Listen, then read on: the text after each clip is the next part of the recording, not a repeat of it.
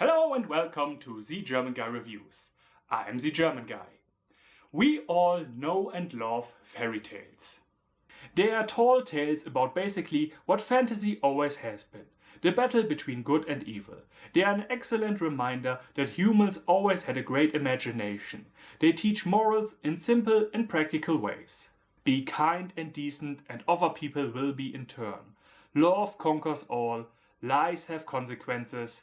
Don't be a prick or you won't make it to heaven. But there's also another side to fairy tales not often talked about. The weird part. Tales that make no sense at all. That don't seem to have a particular message but are weird for the sake of weird. Which isn't bad. I mean, I adore Alice in Wonderland. Anyway, this brings me to the movie of today. The Magic Pudding. Let me repeat that. The Magic Pudding. The name alone makes it obvious that we are in for a ride. Published in 1918, The Magic Pudding is considered one of Australia's most cherished children's books. Why? Well, only one way to find out. This is The Magic Pudding.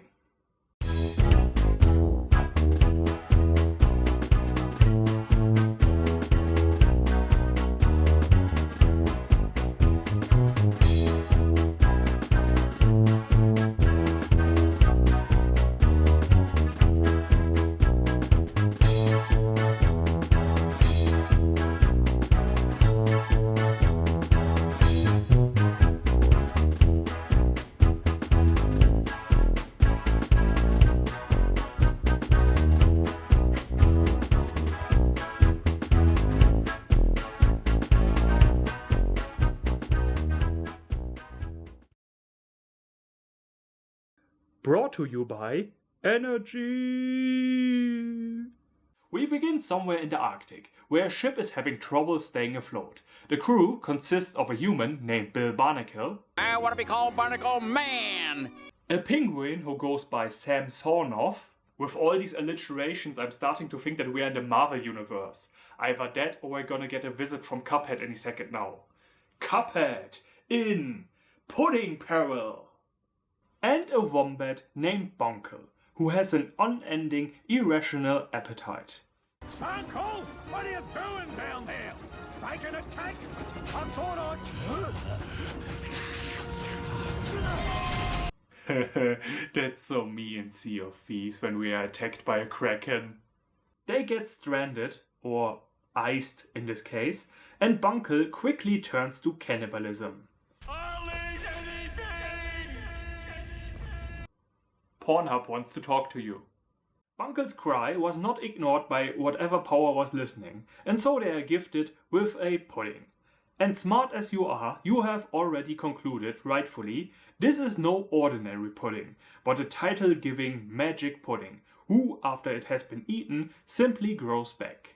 Bunkle causes a lot of ruckus by insisting that the pudding is all his, and he will forevermore only eat this one thing. Like a kid that gets the keys to a candy factory, you will regret this choice in about a week. But no, fate has other plans. It is very lonely at the top, isn't it? Bunkle, who was a very mean uncle, falls into the frozen sea and presumably dies. Oh no! Anyway. Well, finally I get to fill up my plate at the all-you-can-eat buffet too. Oh, have I mentioned? The pudding is alive and voiced by John Cleese. If you didn't like anything else in this film, he will be the saving grace.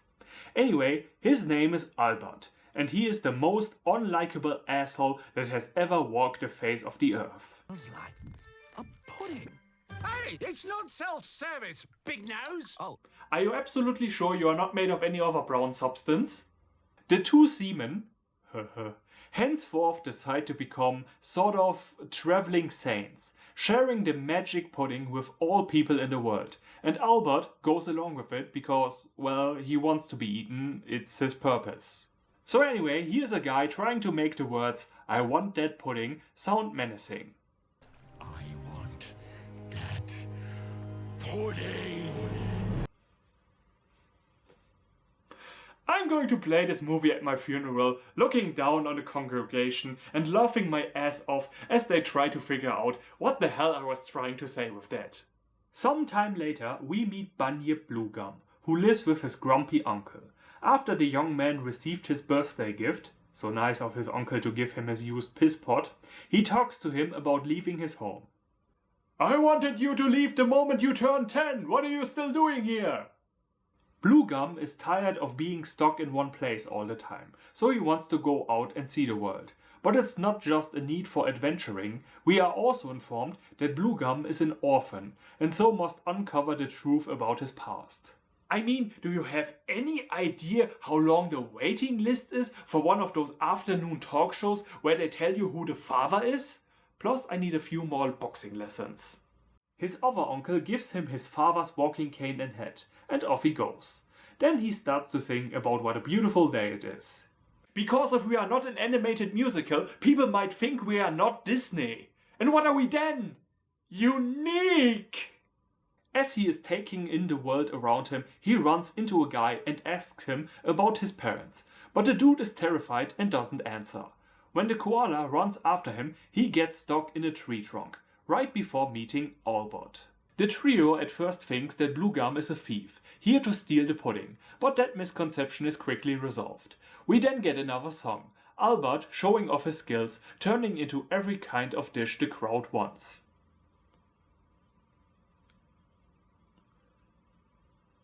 Everything?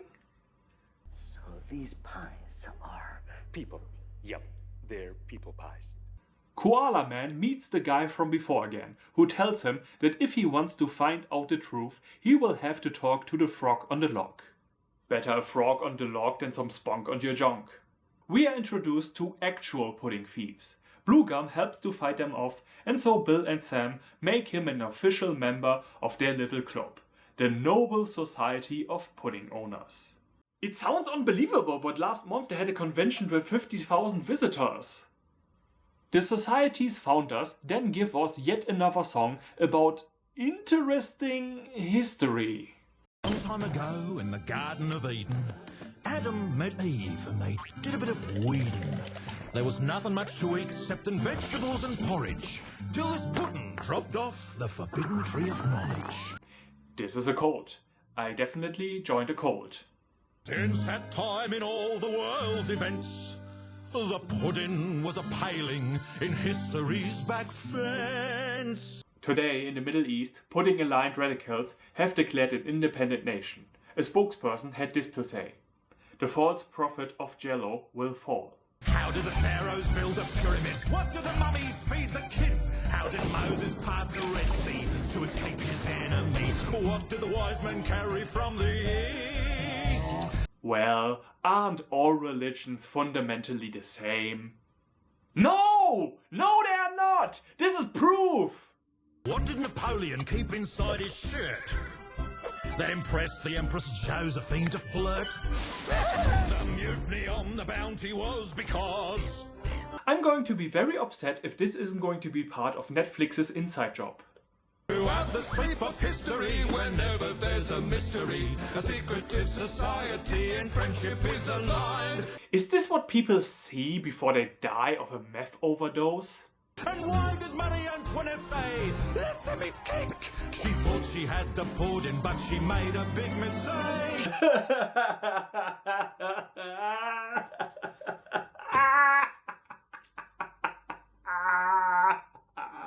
A maritime disaster made the pudding owners panic when crossing the Atlantic on a ship they called Titanic. An iceberg hit the ship, gouging out a great big crater, and carried off the pudding trapped in nature's refrigerator.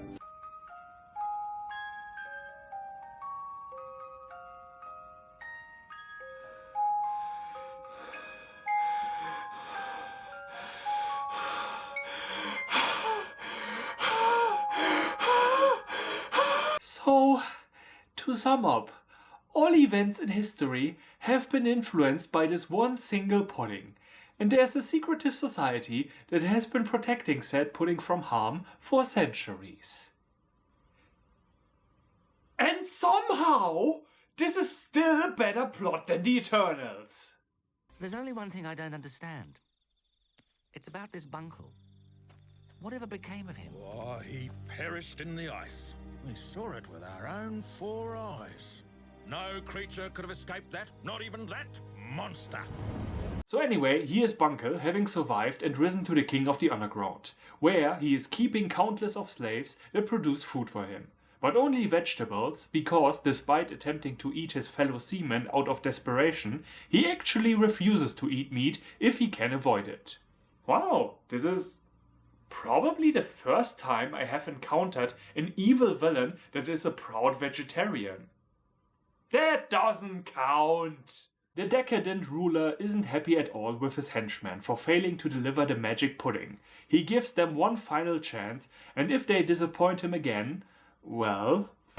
Looks like meat back on the menu, boys! Our heroes have a run-in with the thieves, which results in Bunyip being separated from the others. He then encounters the frog on the log, who, like many mystical creatures, instead of just telling him where he needs to go, gives him a riddle for no reason at all.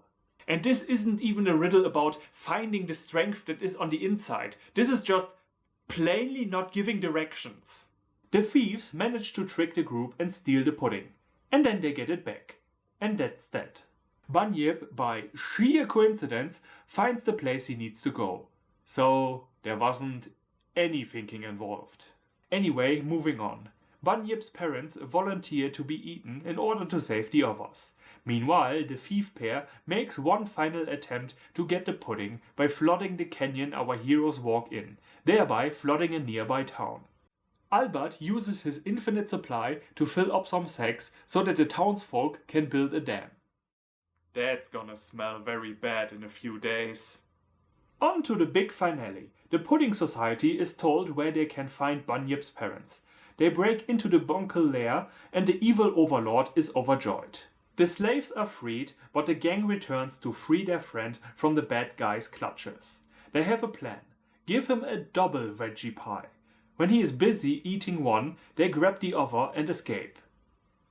So how do they know which is the one that is going to regenerate? And is it going to be the same Albert as before?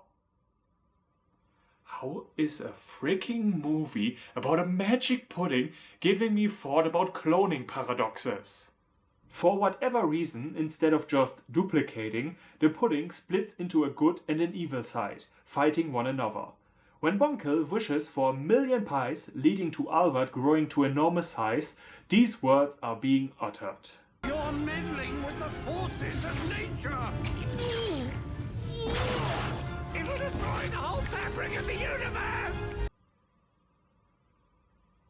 Are you certain this hasn't happened the moment I pressed play? He then shots upwards, exploding in the sky into all versions of himself. Oh look, he could have made a copy of himself. Many, in fact, by the looks of it. It is this scene where the remaining $5 of animation budget went into. It first looks as if Albert is dead, but of course he isn't, even though he has re-entered the Earth's atmosphere a few seconds ago.